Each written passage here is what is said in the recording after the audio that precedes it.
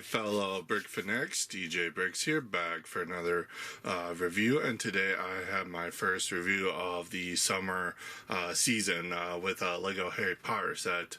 It is the Shrieking Shack and Whomping Willow. It is set number 76407. It's recommended for building ages 9 and up. Has 777 pieces, and it retails here in America for about $90 US.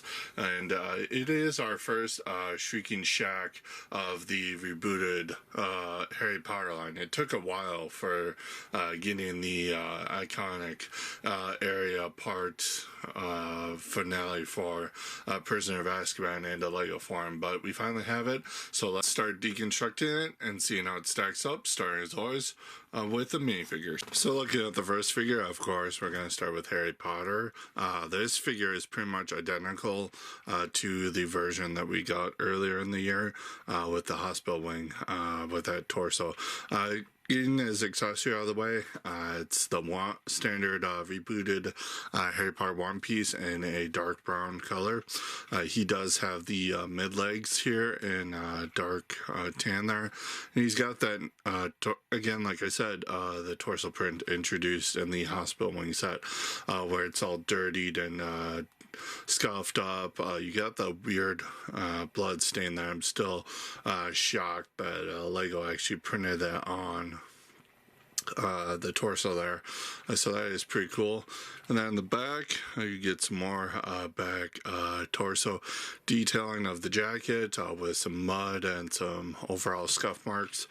Same hair piece and head that we've seen for the adult, more grown-up Harry, and then you have the alternate face here that has the kind of angry, upset look. So second up is Hermione.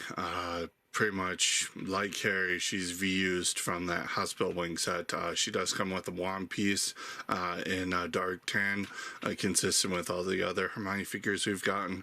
She's got those bright blue mid legs there, and then again her torso, same as a hospital wing. It's just the pink jacket and undershirt she was wearing for Prisoner of Azkaban, just dirtied and scuffed up a bit. So you got some nice dirt marks on there. She's got the same Wonder Woman hair and reddish brown for the Prisoner of Azkaban variants of Hermione.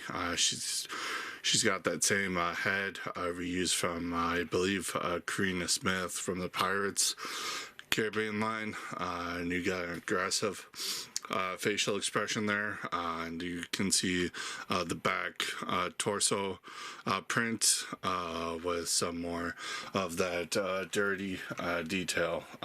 But looking at Ron here, he's got the one piece in a light reddish brown color, and this figure pretty much we only ever got in the Hagrid's Hut set. He is not dirtied up like Hermione and Harry are. He's just in his climax of the movie design here with the dark gray mid legs. He's got some nice torso print of the dark red shirt with the red one underneath, and that has some nice back torso printing. And then the hair, same Luke Skywalker hair that we get for Ron in an orange color. And then his hair, then his head, we see this for pretty much again older Ron, and he's got that nice angry kind of expression that Rupert Grint had in the movies, and that captures it really well. Alright, so next up is Sirius Black. He is actually all new printing for this set.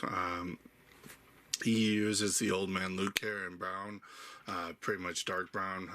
That is unchanged from the previous variant, but the face print is actually new. It's slightly different from the one we got back in 2019. What they pretty much did is they added a couple extra wrinkles above the forehead there, and then a couple of crow's feet around the eyes, pretty much. Beard's pretty much the same otherwise, same as the eyes. And then the torso, they pretty much enlarged it, simplified it. They did a really lame thing, in my opinion, where they took away the leg printing. This figure really could have used some leg printing, but the torso detail that we did get is fairly nice. You got some nice detail for the under garments of his inmate uniform, the little bits of the trench coat. The skin color is not opaque enough. It's very washed out for skin tone, but you do have the tattoos there on the front of the torso.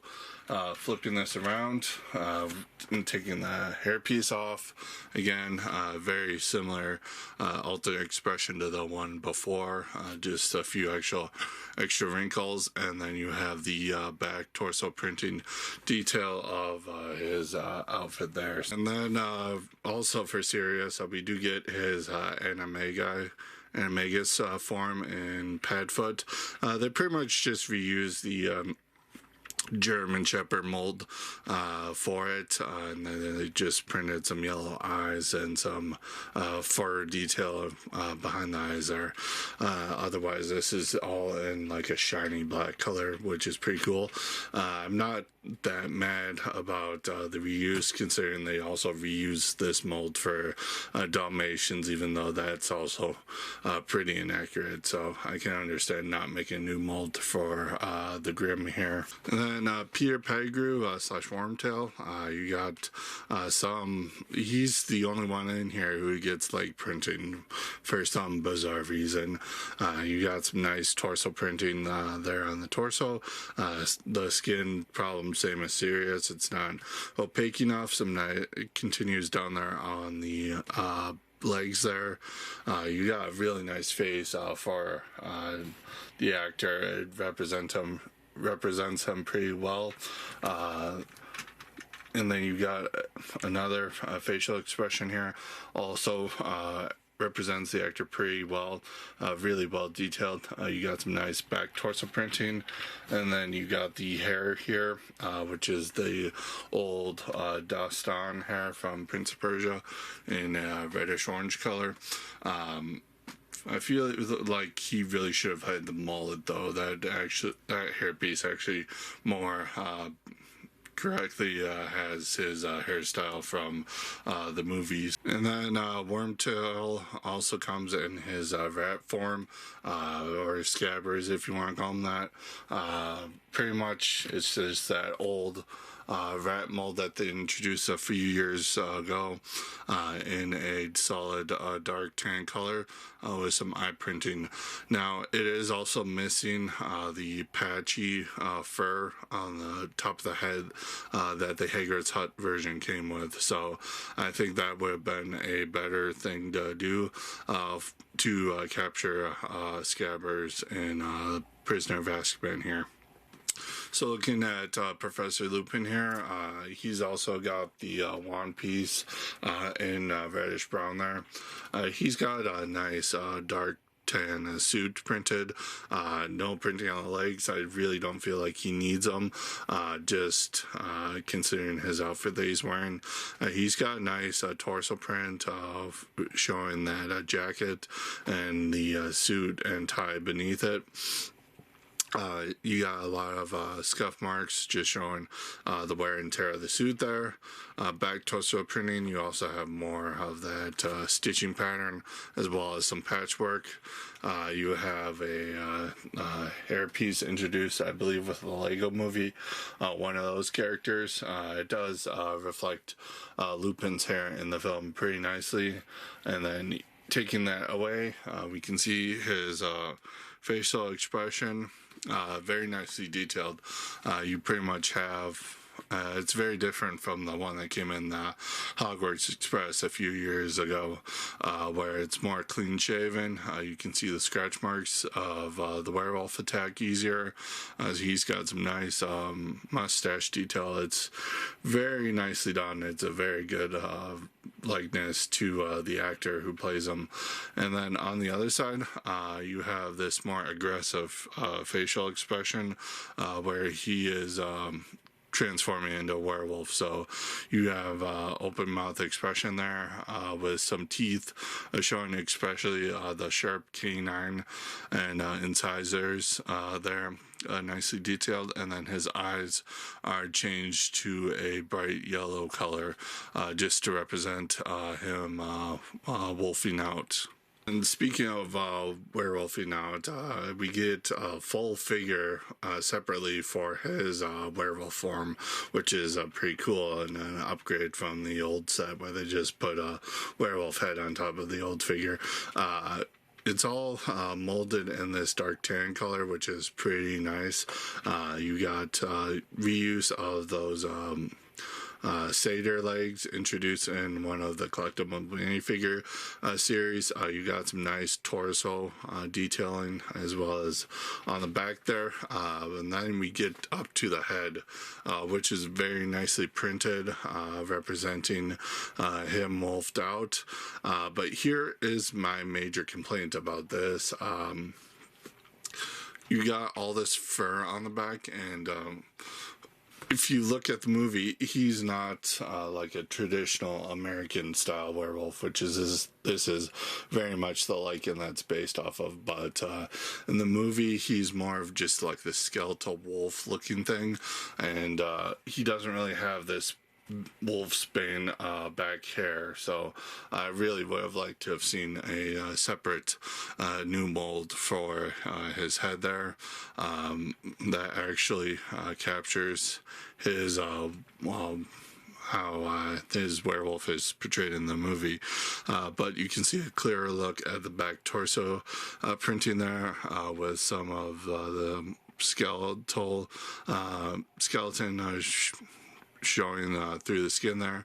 A couple patches of actual fur but it's not overly hairy like this. I can understand Lego reusing a mold if they were completely out of budget money. It does still get the job done, especially for kids who only know a werewolf of looking like this. So before we get into the main build of the set, you do get 4 Wizards chocolate frog cards.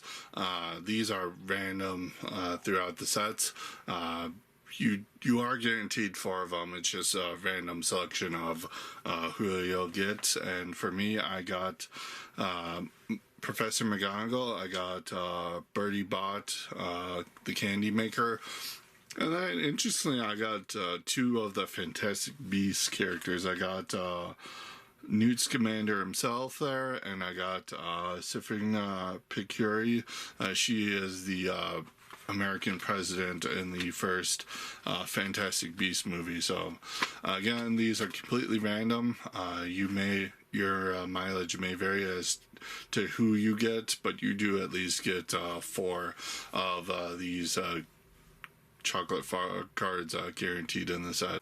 So here's the set all built up. Pretty much you just get the Shrieking Shack as the primary build here, and then you just get a little bit of scenery with the Whomping Willow and the little tunnel into that leads to the Shrieking Shack, and then you just get this little sub-assembly for a gate in front of the Shrieking Shack just to set the scene. So we're just going to do what we always do and look at these things smallest to biggest. So taking a look at this little gate assembly, it's pretty much in the movie, far away from far away from the Shrieking Shack. This is where Hermione and Ron were talking about and observing the Shrieking Shack from afar. So this, you can just put it anywhere, expand your play, but pretty much it's made up of like a handful of pieces. These boards at the front here, both are sticker. They're identical, but you just put them there. You got some nice sloping representing some snow, and then you just have a handful of pieces, some telescopes and some skeletal legs making up some of the posts, looking unfinished. Pretty much this looks good from the back too. How this is built was really interesting. But yeah, not much to this, but it does just give you a little bit more to play with. Looking at the Shrieking Shack and the Whomping Willow build, these are pretty much attached via a clip and bar size thing, so you can pretty much connect these together and hinge them out, or again detach them, make a bigger display, have them separate. So we're just going to do that and take a look at the Whomping Willow's portion.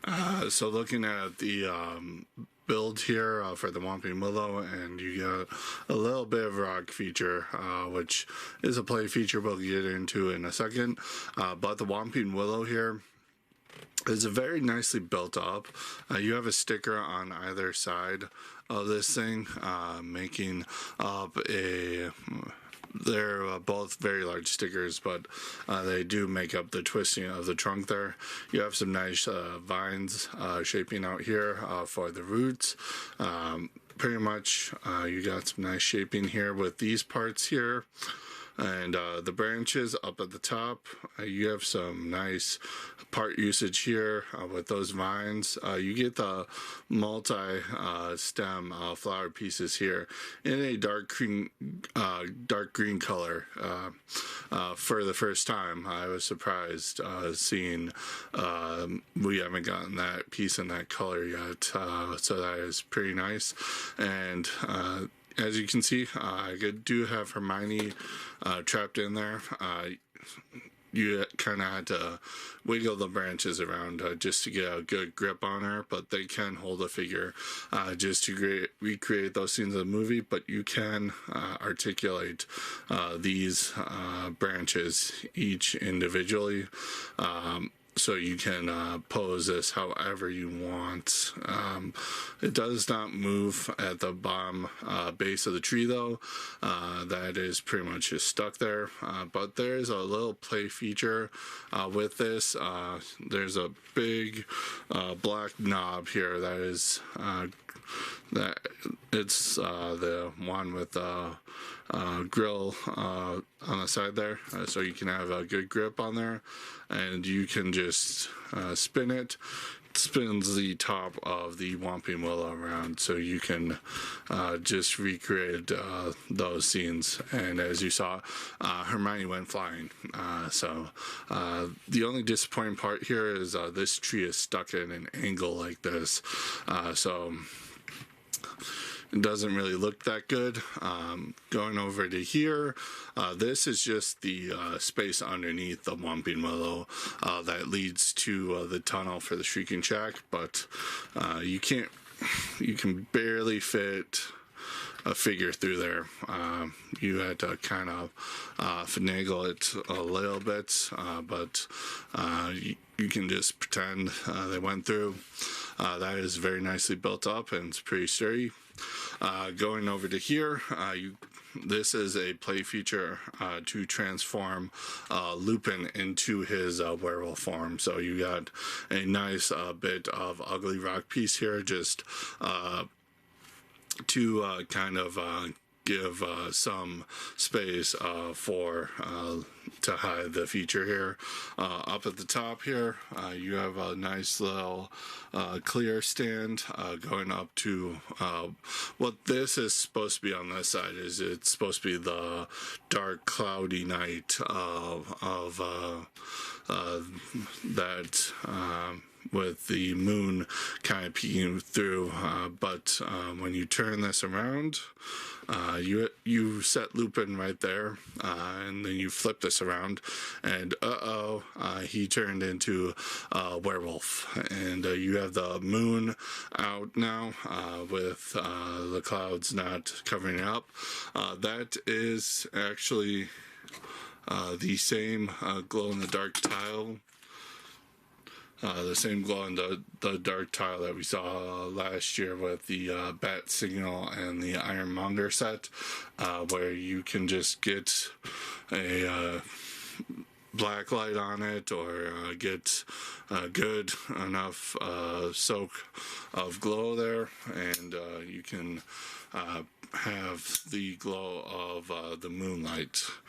So you can kind of see that it is you do get a very nice glow on that, so that is a cool play feature that they didn't have to include there, but I really appreciate it. It actually adds something to the spooky atmosphere of the moon, with Lupin transforming into a werewolf, and that transformation sequence is pretty smooth. So pretty much you just flip it back around. Don't go the other way, because Lupin will clash into this part here. So it is very smooth. It's very smooth. So you can have fun with that. Theoretically, you can also use it to transform Sirius Black into his form, so you can play with it that way. Big major complaints about this, aside from the complaints I already leveled at the Whomping Willow builds there. How do I put this? This shouldn't be snow. This is way... the snow is from Hogsmeade, so that makes sense for the Shrieking Shack to be covered in snow. This is part of the Hogwarts grounds, and it's not snowing there. It's actually springtime at the time of this scene, so you have like grass, and like it's a cold spring evening, so the snow here is actually inaccurate, and I get why. It's so when you connect this up to the main Shrieking Shack build, that it doesn't feel out of place, but yeah, the actual snow there just is very inaccurate to me, and you can actually, it shouldn't be that hard to just take all the snow bits off and replace them with actual green pieces, which is something I plan on doing in the near future. So taking a look at the main build of what you pay for, the Shrieking Shack here, pretty much taking it around, every decoration you see on here is a sticker, except for these parts right here. These are printed planks that we've had since I want to say the Angry Birds line back in 2016, so pretty while. This bigger one is a sticker, however, but everything else is again a sticker. You got a couple on the top of the little roof over the door, the awning there on the door itself. You got a nice range of pieces here of dark brown, regular brown, some white for the snow caps, some tan mixed in there. It's pretty nice. Building this, it was nice to see and interesting to see how this came together. You can see the designer of the set used an interesting technique with the turntables to get this the shack here at like an angle. You can see it's pretty much kind of twisted as it goes up. That is consistent with the actual model, the actual set, that they used for the movie. The actual design there kind of twisted and warped. So I really think the designer did a really good job at nailing that and using that for his advantage. You have a couple of stickers on the side here, a couple of snow hanging down there. We'll get to this in a second. You have some open holes on the side here. That is on purpose. It is just kind of show some deterioration of the shack and it being an old dilapidated building. Going up to the roof here, it's also done very nicely. You got the snow-capped roof there, consistent with the other Hogsmeade villages sets that we got last year. It's all very nicely done. Again, those are stickers. This part of the roof here is very nicely done and very nicely shaped up. I will point out with these unicorn horns used to represent some icicle snow just dripping down. You might want to be careful with those because you can easily they're just clipped in there and they can easily be knocked off. I've done that a couple of times just moving this around my studio here. So that is just something to watch out for. You do have the clip down there that is exposed. That is just for, again, as I showed earlier in the video, that is just connected to the Whomping Willow part of the build here. You have this very nice chimney going all the way up. It uses 3 stickers on there, pretty much identical stickers that you just put on there. And again, because the twisted nature of this is just kind of offset a little bit, but it does look pretty nice. And that offsetness also comes into play with the back of the building here, where this side is actually shorter than this side, so it's kind of just angled a bit to help with that further warping detail, other than just having this twisted up at the top there. But getting into the interior here, it's fairly spacious, so you can get a lot of minifigures in here, and this is kind of dark, so I'm gonna move one of my lights so we can get better light in here. If this will work with me. There we go. So pretty much down here at the base. Before we get into the interior though, I quickly want to go back to something I forgot about. Right on this side, pretty much you open this up and this hinges up, and that just guarantees you access into the Shrieking Shack. Pretty much when this is connected up to the part of the build that is the Whomping Willow and the little secret passage that just butts up against there, and it's just more capturing that secret passage to the Shrieking Shack, and that just folds up and down. You got some nice covering of it. The actual passage is just under the floorboards and it just brings you up, but I will cut them a little slack on that. Just the fact that they managed to incorporate that at all is worthy enough. And then the door does open, in case you were wondering. That does have a sticker on the back. You do have a sticker up there at the top of the door for some detail. All these white bits with the stamp pieces that you'll see around the place, those are just supposed to be melted bits of candle that aren't currently in use. You have a nice dark green chair down there in the corner. and that is attached to a 1x1 with the jumper in the middle, so you can pretty much rotate that however you want. You have a nice little table build up there with a lamp. You got chest here in gunmetal gray, using that new top that was introduced for the Minecraft sets, and we previously seen in the defense against the dark arts book that does have a candle piece on it again. And then opening it up, you just got a silver chalice in there and a chocolate frog because of the wizarding cards that are included in the set. And then you have a painting or something hanging on the wall there. Going up to the next floor, you have stickers up the top there, some more detail. You got really hard to see there. You got a couple stickers for the interior detail of the walls, extra portrait hanging up there in the corner, and you got some lamps hanging up on the back wall there.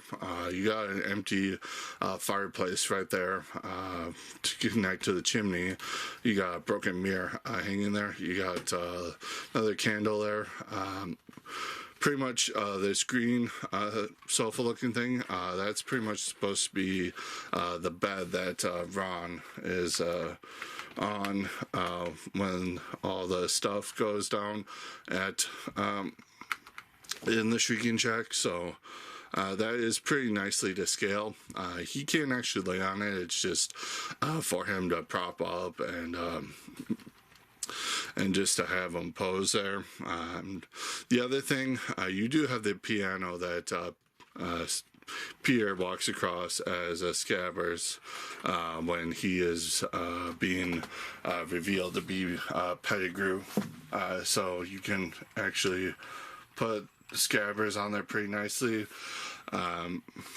And it is looking pretty nice. That is a nice little mini build for a grand piano. It's fairly dilapidated. You got a grill piece in there to represent the strings. Printed keyboards, that is not a new piece. You do have a seat there for if you want to play with a character sitting there if you want. Only real thing missing up at this top floor is the bed that Snape gets thrown back into, but I can understand considering he's not even included in the set and there's not that much space up here to accommodate that. But you do have enough to place various figures around here and play with it and use your own imagination to create a nice arrangement of scenarios that are not in the films or the books, but that this is overall very nicely done build despite a few flaws. Looking at the spares that you get for this set, you do get a brick separator in teal. You do get, because it's a Harry Potter set with a bunch of wands, you do get the unused wands on the sprues here for each of the colors that are included in the set. And then for the main extra pieces, pretty much it's just an assortment of some studs and tiles and white pieces, some of them with a hole. You do get two of the extra unicorn horn in white there. And then you get an extra T-bar in white, so that's pretty useful. You get an extra tap piece. And taking a look at the instruction booklet, we get to talk about the new style of instructions. As you can see, that have kind of caught the community in a bit of a discussion. I don't mind this too much, just for the uniformity. Yes, we lose the individuality of the instructions, but this is way much more uniform for all the lines there. You do still have the logos up the top. You have the QR code for the building app. Much better place this time. My main issue with these is right here with the shot of the set. This is not an actual shot of the set. This is a rendering of the set. You can tell by all the glossiness of the figures and how the stickers look like they are like immaculate and very highlighted. So if that was an actual photo, that wouldn't be like that.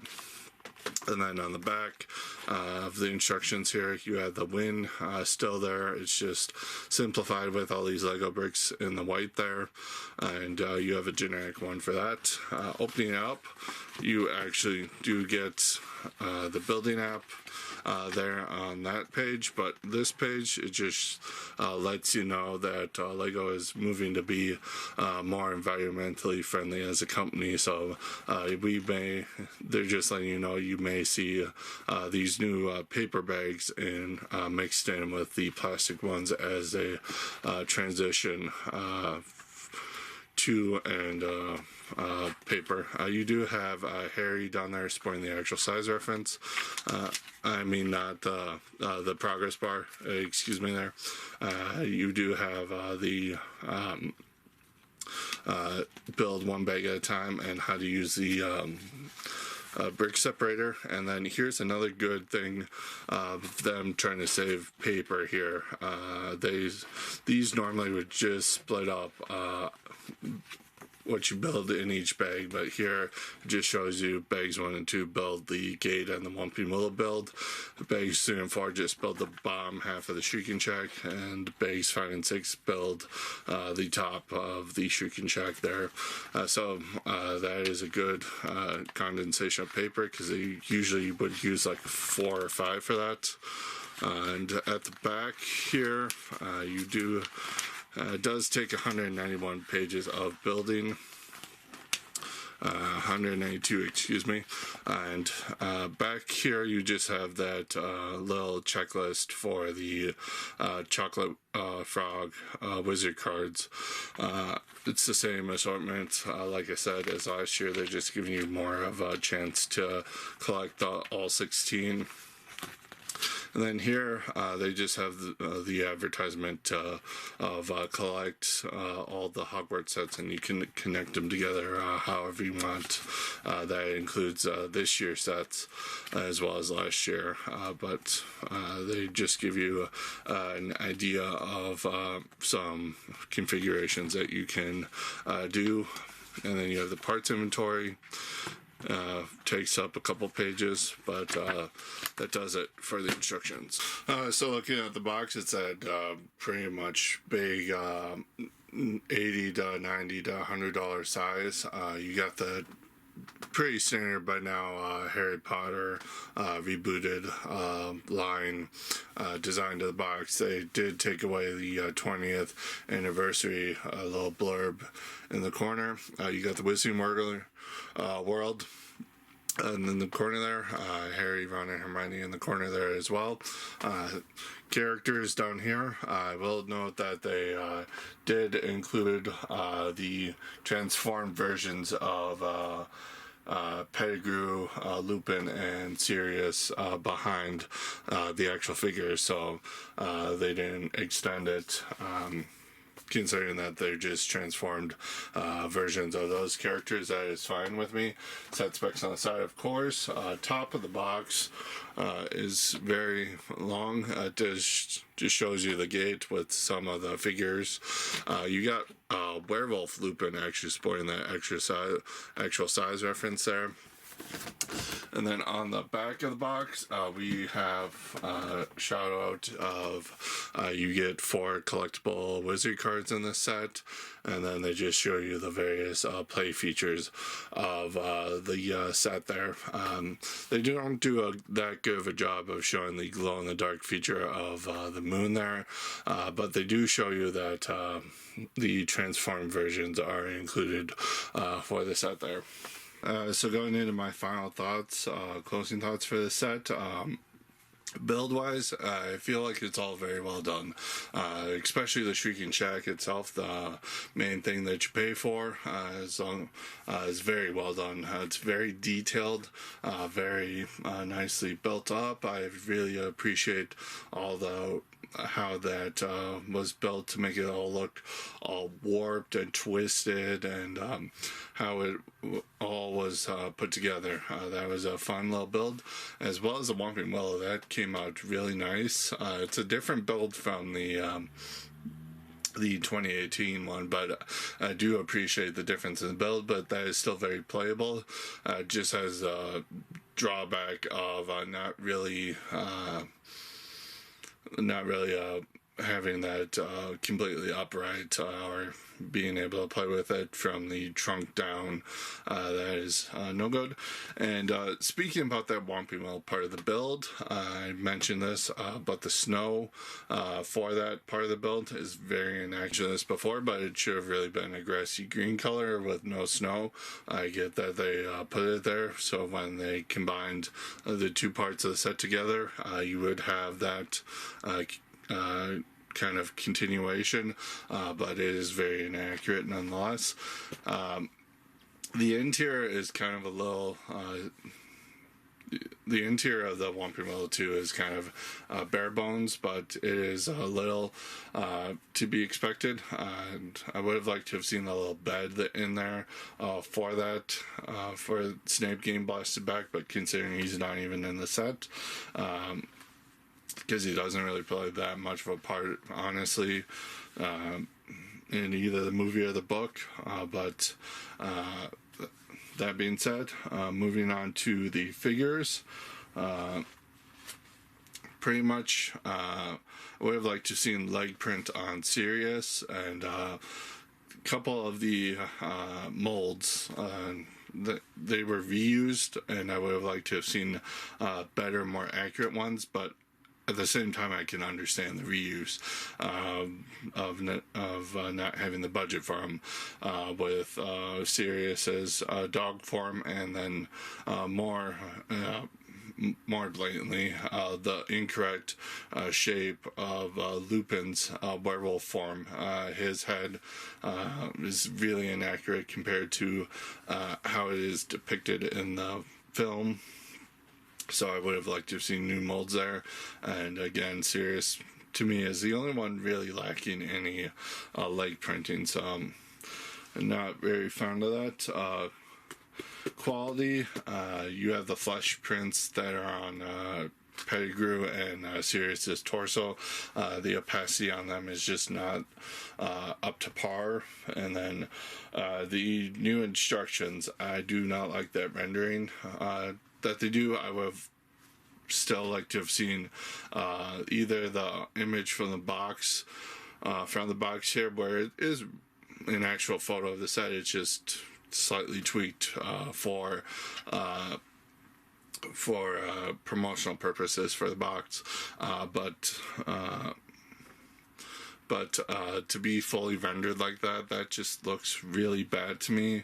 And then overall, $90 for this, compared to other things that are at that $90 price point, the Harry Potter sets always deliver like a very highly detailed, highly nicely built and detailed set for your money. So you don't necessarily get that in play value, but you do get like a really good display set and a really good play set on this inside.